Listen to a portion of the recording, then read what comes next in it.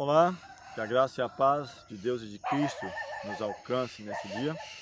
Hoje vamos falar sobre Estevão, o primeiro mártir cristão, onde começa um novo momento na vida dos apóstolos em Jerusalém. Havia crescido a mensagem, estava enfrentando algumas dificuldades para pregar a palavra, precisaram tomar certas medidas e até mesmo para quem sabe não se acomodarem tanto às circunstâncias, alguns problemas, perseguições começou a acontecer dentro da comunidade em Israel. Vamos orar ao Senhor mais uma vez. Eterno Deus, bondoso Pai, te damos graças pela vida, pelo privilégio de podermos meditar na Tua Palavra, sobre o ato dos apóstolos e hoje falando sobre Estevão, o primeiro mártir cristão. Pedimos a Tua iluminação, a unção do Teu Espírito para compreendermos a Tua Palavra. Dá-nos a Tua graça, nós jogamos essas bênçãos em nome de Jesus. Amém.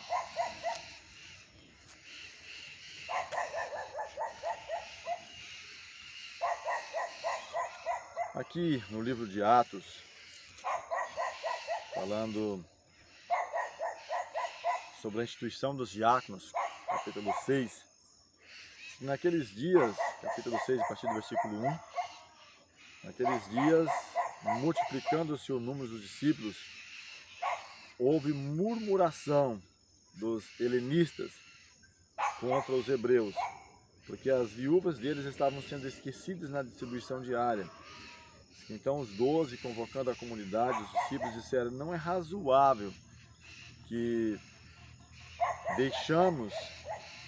abandonemos a palavra de Deus para servir às mesas. E ele então propõe: escolhei dentre vós homens íntegros, homens retos, cheios do Espírito Santo, eles mencionam aqui de sabedoria, aos quais encarregaremos desse serviço. E quanto a nós, nos consagraremos à oração e ao ministério da palavra. Diz que o parecer, versículo 5, agradou toda a comunidade e elegeram aqui alguns nomes: Estevão, homem cheio de fé e do Espírito Santo, Filipe, Prócoro, Nicanor, Timão, Parmenas e Nicolau, procérito de Antioquia. E apresentaram-nos perante os apóstolos, e diz que orando impuseram as mãos. E aqui o versículo 7 diz que crescia a palavra de Deus em Jerusalém e multiplicava o número dos discípulos. Também muitíssimos sacerdotes obedeciam à fé. Então percebe que até mesmo da liderança, da cúpula de Israel, os sacerdotes, alguns deles, muitos deles, muitíssimos sacerdotes obedeciam à fé. Eram tocados pela mensagem. Então aparece um pequeno problema.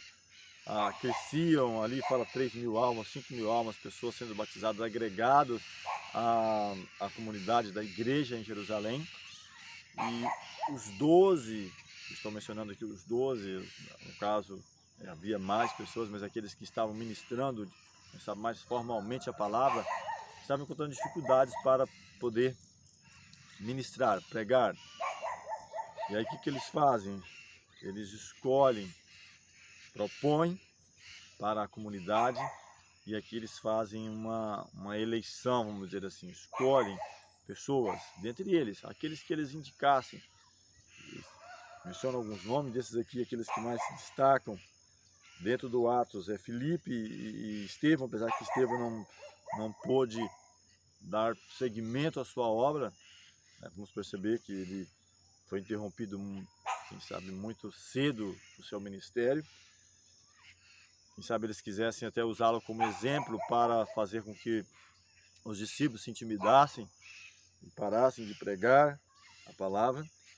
E já na sequência, apesar de que eles foram escolhidos para uma função de atender ali as necessidades, não exatamente estar ministrando a palavra, mas não impedia também disso, portanto é que os discípulos disseram: nós vamos continuar com a oração, com a ministração da palavra, e esses vão estar servindo as necessidades das pessoas diárias, que era um trabalho importante, necessário, quem sabe até mesmo uma preparação para que a palavra fosse mais aceita, de você ir de porta em porta, de casa em casa, cuidar da necessidade das pessoas. Cristo fazia isso. Ele aproximava das pessoas como aquele que queria o bem, ele ministrava as necessidades, granjeava a confiança e depois dizia: segue-me. Então esse era o caminho, a parte essencial no ministério, não somente no templo, mas de casa em casa. E aqui diz no versículo 8 do capítulo 6 que Estevão, cheio de graça e poder, fazia prodígios e grandes sinais entre o povo. Ele diz que levantou-se alguns que eram da sinagoga chamada dos libertos, dos sirineus, dos alexandrinos, da Cilícia, da Ásia, e discutiam com Estevão, sabe, sobre a palavra. E diz que não podiam resistir à sabedoria e ao espírito pelo qual ele falava.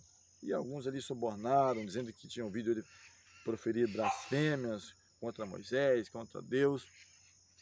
E versículo 13 ainda diz que apresentaram testemunhas falsas que depuseram: este homem não cessa de falar contra o lugar e contra a lei, porque temos ouvido dizer que este Jesus, o Nazareno, destruirá este lugar e mudará os costumes que Moisés nos deu. Então, a história volta a repetir: suborno, mentira, falsas testemunhas.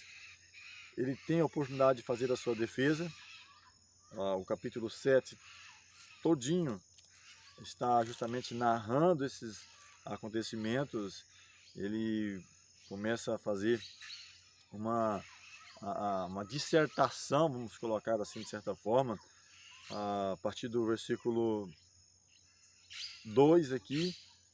Ele chama a atenção, falando: varões, irmãos e pais, ouvi, o Deus da glória apareceu a Abraão. Então ele se remete lá ao passado, ao chamado de Abraão, na Mesopotâmia, em Ur dos Caldeus. Ele passa a falar sobre isso. Ele diz: Deus de Abraão, o Deus da glória apareceu a Abraão, nosso pai, quando estava na Mesopotâmia, antes de habitar em Harã. Então ele vai ainda lá na Mesopotâmia, antes de habitar em Harã. E ele diz: sai da tua terra, da tua parentela, vem para a terra que eu te mostrarei. E ele, continuando, versículo 4, diz que saiu da terra, foi habitar em Harã. Dali, a partir dali, com a morte de seu pai, Deus o trouxe para esta terra. Ele aplica para esta terra, para esse local onde vivemos. E ele fala algo interessante. Versículo 5, nela não lhe deu herança, nem sequer o espaço de um pé. Ele peregrinou, ele, Isaac, Jacó, mas não herdou a terra da promessa. Até em Hebreus, Paulo fala sobre isso, falando sobre Hebreus capítulo 11, falando sobre a galeria de honra dos heróis da fé, fala sobre Abraão. E o versículo 6, falou Deus que a sua descendência seria peregrina na terra estrangeira, onde seriam escravizados e maltratados por 400 anos. Ele vai fazendo toda essa narrativa, falando sobre isso, entre a peregrinação e o período ali de escravidão, 400 anos, na terra do Egito. Aí ele continua falando ainda que não havia enchido a taça daqueles habitantes. Deus daria oportunidade até mesmo para familiarizarem, quem sabe, com o Deus de Abraão, de Isaac e Jacó, com a sua descendência. Até ele fala de José, que foi vendido pelos seus irmãos enciumados, foram vendidos para a terra do Egito, e que serviu até de salvação, não somente para o Egito, mas também para seus familiares, dando a oportunidade deles, como eu mencionei, de familiarizar, né, com o Deus de Israel, com o Deus da glória, com o Eterno. E ele então passa a falar do povo de Israel escravizado, e dentre eles Moisés, falando a partir do versículo 19 do capítulo 7, que diz que um outro rei, agora tratando com astúcia a nossa raça, ele aplicando, torturou os nossos pais a ponto de forçá-los a enjeitar seus filhos para que não sobrevivessem. Por esse tempo nasceu Moisés, que era formoso aos olhos de Deus. Por 3 meses foi ele mantido na casa de seu pai. E aí, não havendo mais condições para isso, poderia ser pego, não teve outra alternativa a não ser o que acredito que você que está nos acompanhando conhece: foi colocado em um cesto no rio foi adotado pela a filha de Faraó, e aqui diz o texto que Moisés foi educado em toda a ciência dos egípcios, era poderoso em palavras e obras, e quando completou 40 anos, veio a ideia de visitar seus irmãos, os filhos de Israel. Apesar dele ter sido educado ali para ser, quem sabe, um faraó, aos 12 anos, até os 12 anos, ele foi ainda permitido ser cuidado pela sua própria mãe. Então imagine com que carinho, com que afinco essa mãe cuidou, educou, falando do Eterno.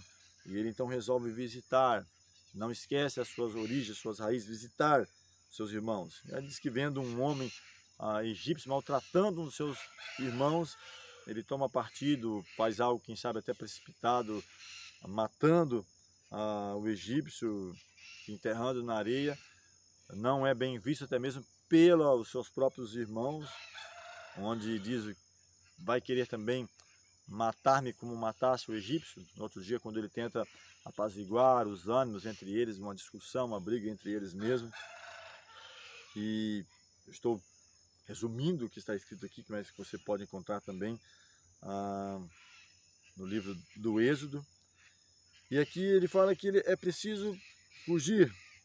É chegado aos ouvidos de Faraó essa situação, e ele vai fazer toda essa narrativa, e ele foge. 40 anos, primeiramente, ali no Egito, e diz o versículo 30, decorridos 40 anos, apareceu-lhe no deserto do Monte Sinai um anjo por entre as chamas de uma sarça que ardia. Moisés é chamado a voltar. Eu, pelo menos, não tenho conhecimento na Bíblia de uma pessoa que tenha pastoreado mais tempo do que Moisés, 40 anos. 40 anos ali no Egito, sendo educado, um homem poderoso em palavras. Ele agora vai para o deserto, ali ele fala, onde um anjo aparece para ele no deserto do Monte Sinai, onde ele estava a pastorear ovelhas, uma nova estrutura, casado, quem sabe ali, filhos, e ele agora sem nenhuma, quem sabe, desejo de voltar, no sentido preparado, desaprendido, quem sabe tudo aquilo que ele havia aprendido, mas aprendendo agora, quem sabe, paciência, sabendo como lidar com situações adversas, problemas. Mais 40 anos passados, o anjo então aparece e ele fica todo maravilhado ao ver aquela visão, ouvir aquela voz. Versículo 32 diz, eu sou o Deus dos teus pais, o Deus de Abraão, de Isaque e Jacó. E Moisés, todo tremendo com medo, não ousava contemplá-la. E Deus disse, tira a sandália dos pés, porque o lugar em que estás é terra santa. E ele diz, vi com efeito o sofrimento do meu povo no Egito, ouvi o seu gemido e desci para libertá-lo. Vem agora e eu te enviarei ao Egito. Imagina você, um desafio para Moisés, e ele até mesmo reluta. O versículo 35 diz que a este Moisés, a quem negaram reconhecer, dizendo, quem te constituiu autoridade e juiz? A este enviou Deus como chefe e libertador, com assistência do anjo que lhe apareceu na sarça. E esse anjo é Cristo. É Cristo que caminha com eles a cada momento, na nuvem e na coluna de fogo, em direção à terra prometida. E aqui, continuando ainda a leitura, versículo 36. Este os tirou, fazendo prodígios e sinais na terra do Egito, assim como no Mar Vermelho e no deserto durante 40 anos. Moisés, 3 períodos distintos. Primeiro, aquele que ele está no Egito, preparado, quem sabe para até mesmo assumir o posto de Faraó, quem sabe como general, uma pessoa eloquente, com conhecimento em praticamente todas as áreas do saber da época. Mais 40 anos agora no deserto, a pastorear ovelhas, aprendendo a submissão, a humildade, a paciência. E agora Deus chama novamente para voltar, para ir libertar o povo. Ele resiste a princípio, mas aqui mais 40 anos para a Canaã, para chegar à terra prometida, da qual ele não teve a oportunidade de entrar. Chegou no limiar, viu toda a terra, contemplou, mas não pôde entrar. Apesar de que sabemos hoje de que Deus tinha algo maior para Moisés. E ele continua fazendo aqui o seu discurso, falando sua pregação, falando: é esse Moisés que esteve na congregação no deserto com um anjo que lhe falava no Monte Sinai, com os nossos pais, o qual recebeu palavras vivas para nos transmitir. E diz que os nossos pais não quiseram receber, seu coração voltaram para o Egito, falando aqui sobre Arão para que faça deuses, porque esse Moisés que nos tirou da terra, não sabemos o que lhe aconteceu. E assim ele vai falando do bezerro de ouro, falando aqui mais, versículo 42. Mas Deus se afastou e os entregou ao culto da milícia celestial, como está escrito no livro dos profetas. E ele vai fazendo narrativa. Chegou a falar sobre Davi, Salomão, verso 47, que mas foi Salomão quem edificou. Davi teve no coração o desejo de construir um templo para o Senhor, mas foi a Salomão que edificou a casa. Entretanto, não habita o Altíssimo em casas feitas por mãos humanas, como diz o profeta. O céu é meu trono, a terra está dos meus pés. Que casa me edificareis, diz o Senhor, o qual é o lugar do meu repouso? Não foi porventura a minha mão que fez todas essas coisas? E ele percebe que algo estava acontecendo. Eles, quem sabe, quase rangindo os dentes ali, com ódio, e ele é obrigado a interromper, porque provavelmente ele levaria essa mensagem, essa dissertação, começando desde Abraão até chegar ao momento de falar: vós, como Pedro e João falou, mataste o príncipe Davi, desde que guiou Israel, guiou Abraão, desde o seu chamado, período dos 400 anos, antes de peregrinação e escravidão, os 40 anos no deserto, quem sabe passando por todo o período ali de Israel, o Reino Unido, o período do juízo, o reino dividido, cativeiro babilônico, quem sabe chegando a esse ponto. Até fizemos um trabalho ano passado falando sobre os principais temas do Antigo Testamento, falando todo esse momento até chegar a esse ponto, e é preciso interromper. Ele fala: homens de dura cerviz e incircuncisos de coração e ouvidos, vós sempre resistis ao Espírito Santo, assim como fizeram vossos pais, também vós o fazeis. Qual dos profetas vossos pais não perseguiram? Eles mataram o que anteriormente anunciaram a vinda do justo, do qual vós agora sois, vos tornastes traidores e assassinos, vós que recebeste a lei por intermédio de anjos, não aguardastes. Então, realmente, ele fecha com esse ponto, falando: matasse os profetas. Ele só consegue falar isso.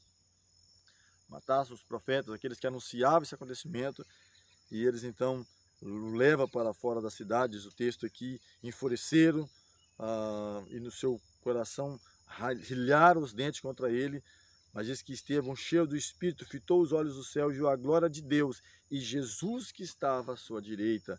E disse: eis que vejo os céus abertos e o Filho do Homem em pé à destra de Deus. E diz que ele, porém, clamando em alta voz, diz que eles, porém, clamando em alta voz, taparam os ouvidos e unânimes arremeteram contra ele, lançaram-no fora da cidade, apedrejaram. E as testemunhas deixaram suas vestes. Grave esse versículo aqui, 58, no capítulo 7. Lançaram suas vestes aos pés de um jovem chamado Saulo.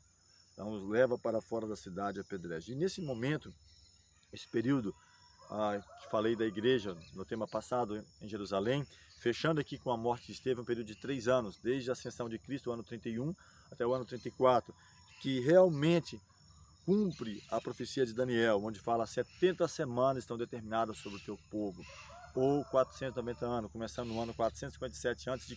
e indo ao ano 34 depois de Cristo, da era cristã, onde para Israel como nação, não como indivíduos, mas como nação, fecha-se e começa um novo momento, um novo período. Vamos falar sobre isso, sobre a primeira perseguição da igreja no próximo tema, e onde começa a figurar outro personagem que vai ser fundamental, onde praticamente a metade dos escritos do Novo Testamento tem a sua assinatura: Saulo de Tarso, ou que se torna conhecido como Paulo, o grande evangelista. No próximo tema vamos falar sobre a primeira perseguição da igreja e aqueles que eram dispersos indo pregar a palavra. Que Deus te abençoe ricamente. Vamos orar. Eterno Deus, te agradecemos pelo cuidado, pela vida e pela oportunidade de estarmos meditando um pouco na trajetória da tua igreja, do teu povo, do primeiro século, e aprendermos lições para o nosso viver diário e termos poder concedido pelo Senhor para viver uma vida que agrade aos seus olhos. Pedimos perdão caso tenhamos falhado em pensamentos, palavras ou ações e rogamos a unção do teu Espírito no nosso viver. Dá-nos a tua direção, te pedimos essas bênçãos em nome de Jesus. Amém.